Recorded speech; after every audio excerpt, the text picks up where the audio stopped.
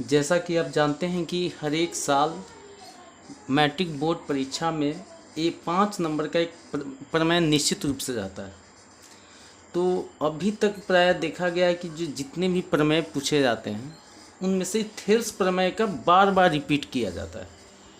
और यह प्रमेय ऐसा है कि हर एक साल, यानी हर एक साल नहीं तो कम से कम 1-2 साल गैप करके निश्चित रूप से ये प्रमेय पूछते हैं, जिसका नाम है थेल्स प्रमेय।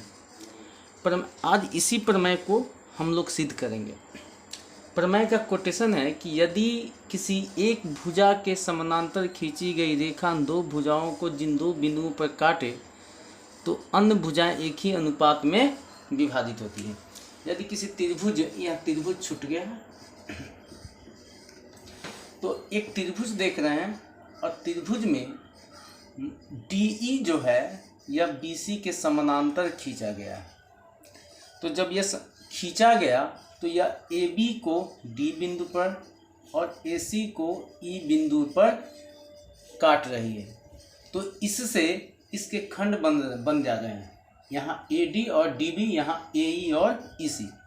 तो इसका जो अनुपात होगा, अर्थात इस दोनों खंड का जो अनुपात होगा वह समान होगा, अर्थात AD/DB और AE/EC।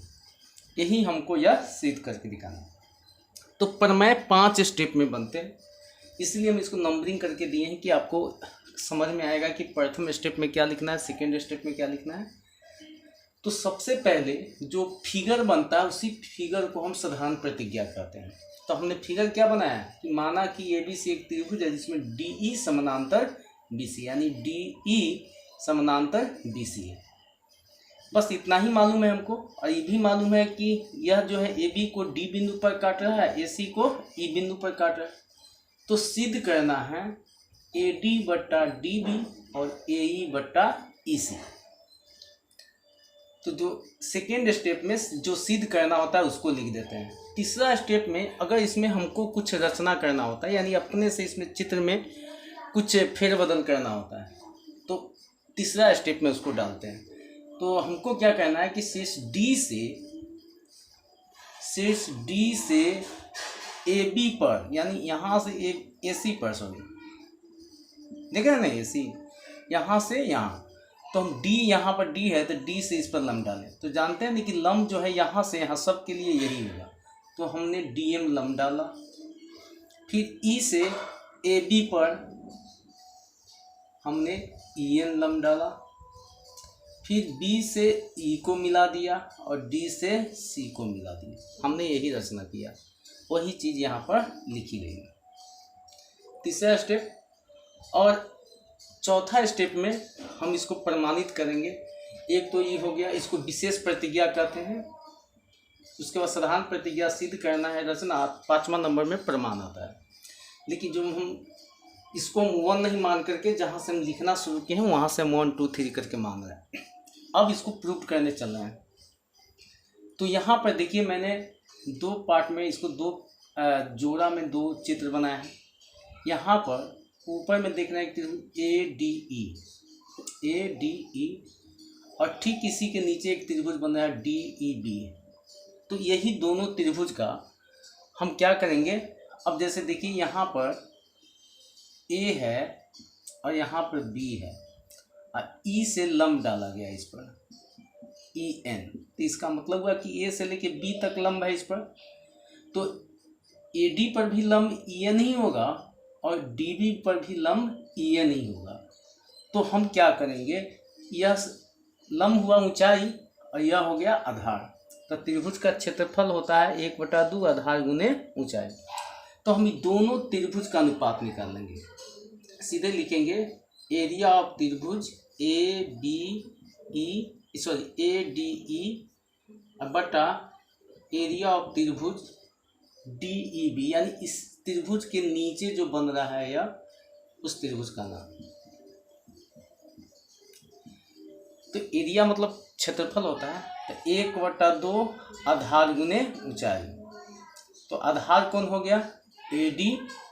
आधार हो गया AD, ऊंचाई हो गया EN। फिर इसका 1/2 आधार हो जाएगा DB नीचे वाले त्रिभुज के लिए, और ऊंचाई तो सेम ही होगा, तो EN से EN कट गया, हाफ से हाफ कट गया, क्या हो गया AD बटा DB। इसको हम समीकरण फर्स्ट मान लेते हैं। फिर ठीक सेकेंड स्टेप में त्रिभुज वही रहेगा ADE, लेकिन अब इसके इधर वाला त्रिभुज की बात करेंगे, यानी ADE और DEC। अब इस पर देख रहे हैं लंब कौन है DM, तो DM जो होगा यह इस आधार पर भी होगा और इस आधार पर भी होगा। तो अभी दोनों त्रिभुज का अनुपात निकालेंगे। एरिया ऑफ त्रिभुज ADE बटा एरिया ऑफ त्रिभुज यही DEC, इसका भी होगा 1/2। आधार हो जाएगा इसका कौन AE, और ऊंचाई तो हो जाएगा DM। फिर उसके बाद 1/2 आधार हो जाएगा EC, और इसका ऊंचाई DM ही हो जाएगा। DM से DM कट गया 1/2 से, तो इसका मतलब हुआ AE = EC। यह सेकेंड समीकरण आ गया। आपको ये अच्छी से समझ में आएगा होगा। एक बार रिपीट कर देते हैं कि प्रथम प्रमाण में प्रथम में हम यह त्रिभुज लेंगे ADE, और ठीक इसके नीचे जो त्रिभुज बना हुआ है उसको लेंगे, इसलिए कि ये जो EN जो है यह यहाँ से लेके यहाँ तक लंब है, तो यह EN इस त्रिभुज का भी लंब हो जाएगा, इस त्रिभुज का भी लंब हो जाएगा। तो दोनों त्रिभुज का क्षेत्रफल का अनुपात निकाल दिए। फिर सेकेंड टर्म में वही त्रिभुज, लेकिन अब इधर वाला त्रिभुज, इसका लंब होगा DM, दोनों के लिए लंब हो जाएगा, तो उसका भी अनुपात निकाल दिए। अब देखिए यहाँ पर इस समीकरण इक्वेशन फर्स्ट का पहला इक्वेशन का जो ऊपर वाला अंश है वो एरिया ऑफ त्रिभुज ADE है, तो इसका भी ADE है। तो यह दोनों तो मिल रहा है, लेकिन नीचे वाला नहीं मिल रहा है।